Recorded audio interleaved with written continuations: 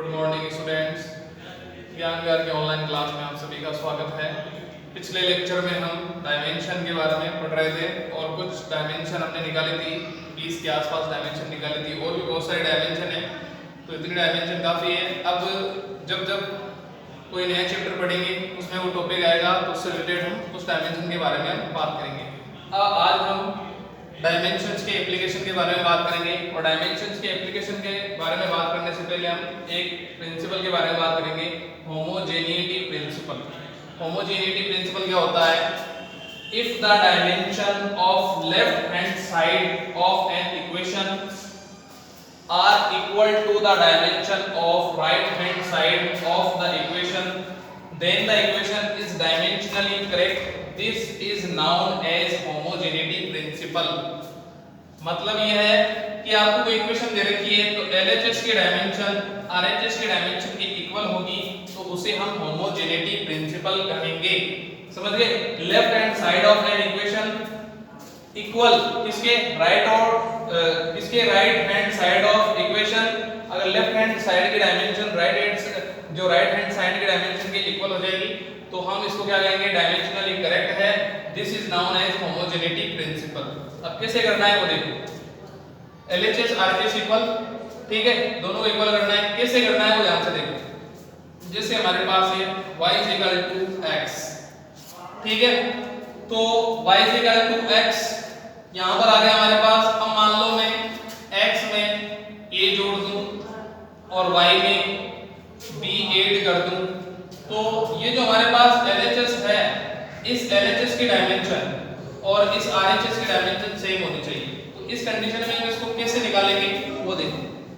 सबसे पहली बात तो आपको एक चीज समझनी होगी कि हमारे पास जैसे मेरे पास दे रखा है मास दे रखा है, मान लो 1 kg। मास क्या दे रखा है? 1 kg। तो मास में मास ऐड कर सकता हूं या मास में से मास मैं क्या करता हूं? मास में से मास क्या कर सकता हूं? रिप्लेस कर सकता हूं, माइनस कर सकता हूं। मास में मैं मास ऐड कर सकता हूं या रिमूव कर सकता हूं, ठीक है। तो 1 kg है तो मैं इसमें क्या कर सकता हूं? 2 kg ऐड कर सकता हूं, या 1 kg है तो मैं इसमें से ½ kg माइनस कर सकता हूं, ठीक है।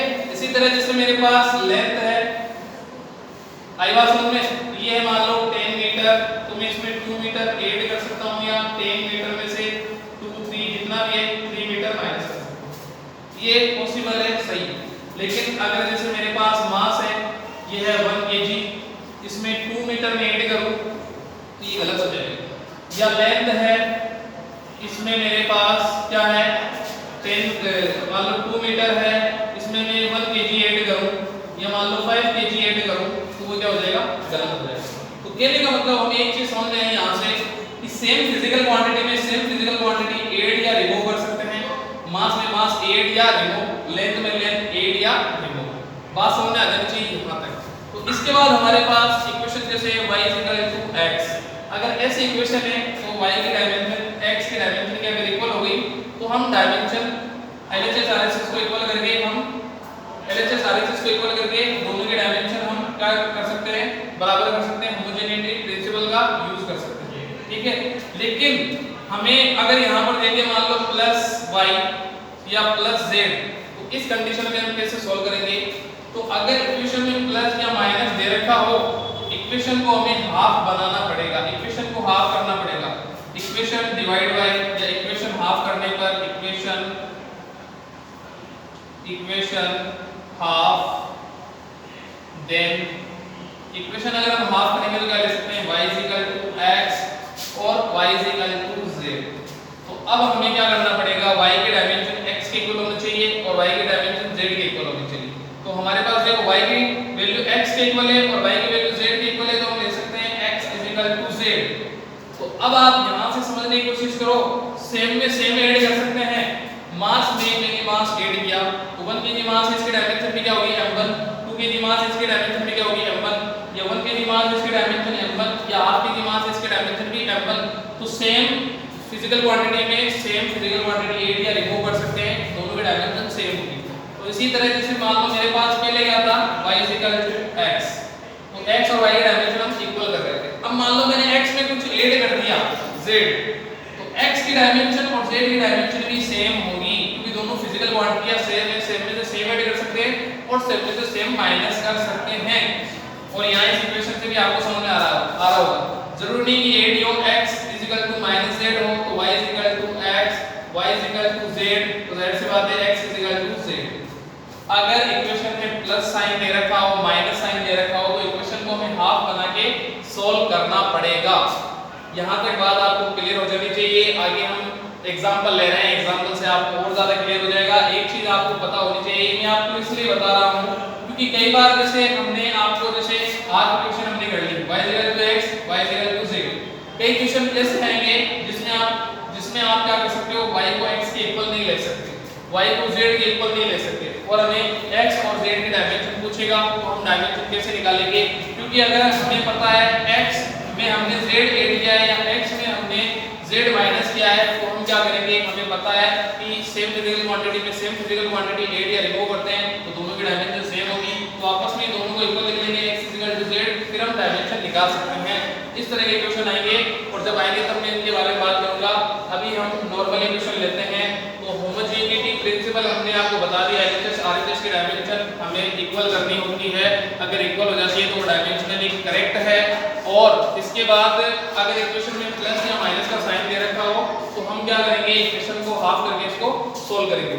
इसके बाद हम बात करते हैं नेक्स्ट हमारे पास है एप्लीकेशंस ऑफ डायमेंशन। डायमेंशन की एप्लीकेशन क्या होगी उसके बारे में हम बात करेंगे। एप्लीकेशंस ऑफ डायमेंशन, यहाँ पर हमारे पास डायमेंशन की एप्लीकेशन होगी, एप्लीकेशंस ऑफ डायमेंशन। तो डायमेंशन की जो एप्लीकेशन है उनमें फर्स्ट एप्लीकेशन जो होगी हमारे पास ये होगी फॉर्मूले को चेक करना। To check the accuracy, to check the accuracy of physical quantity, of physical dimension,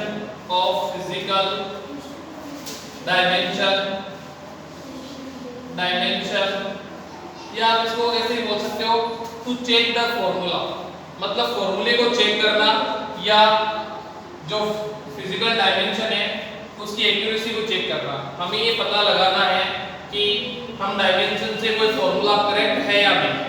फॉर्मूले को चेक करना डायमेंशन से, ये हमें सॉल्व करना है। फर्स्ट हमारा जो पॉइंट है to check the accuracy of physical dimension या टू चेक द फॉर्मूला। तो फॉर्मूले को हम चेक करेंगे। जैसे आपने मोशन ऑफ इक्वेशन पढ़े तो फर्स्ट मोशन ऑफ इक्वेशन आपको पता होगा क्या होता है, v = u + at। अगर आपको समझ में नहीं आ रहा है तो इक्वेशन ये जो हम एग्जांपल ले रहे हैं इससे आपको 100% समझ में आ जाएगा। ध्यान से देखो, इस वीडियो को एक दो बार देख लेना, 100% समझ में आ जाएगा। v = u + at, ठीक है। तो v क्या है?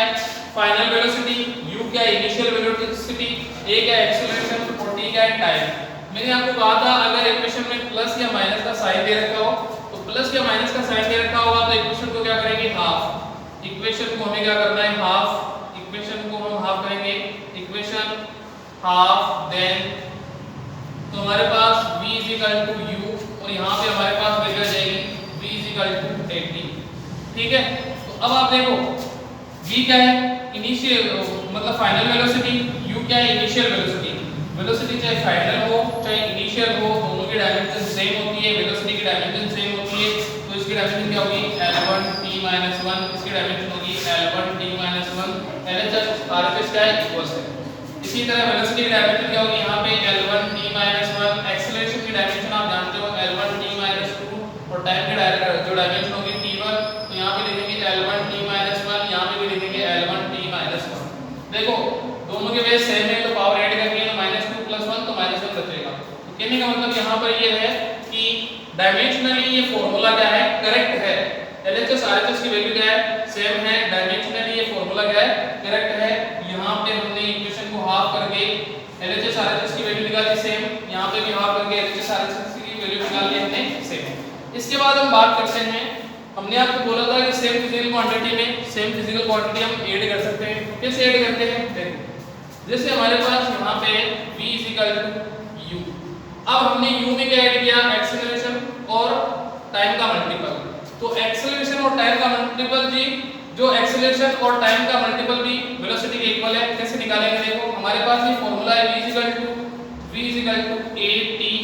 तो हम क्या लिख सकते हैं इसको, जैसे लिख लो u इक्वल टू at, तो u equal to at, acceleration हम जानते हैं वेलोसिटी अपॉन टाइम, तो velocity upon time into time, तो टाइम से time cancel, u equal to u, तो वेलोसिटी यहाँ पे क्या हो जाएगी, एक्सीलरेशन और टाइम का जो मल्टीपल है वो वेलोसिटी के इक्वल आएगा।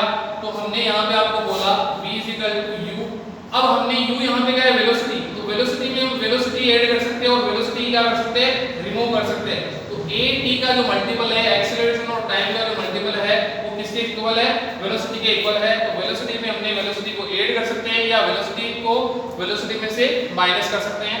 फर्स्ट एग्जांपल आपको समझ में आ गया होगा, नहीं आया होगा तो एक दो बार आप इसको वीडियो को देख लेना। इसके बाद जो नेक्स्ट एग्जांपल है वो अगली वीडियो में हम उनके बारे में बात करेंगे, उनके थिंग के बारे में।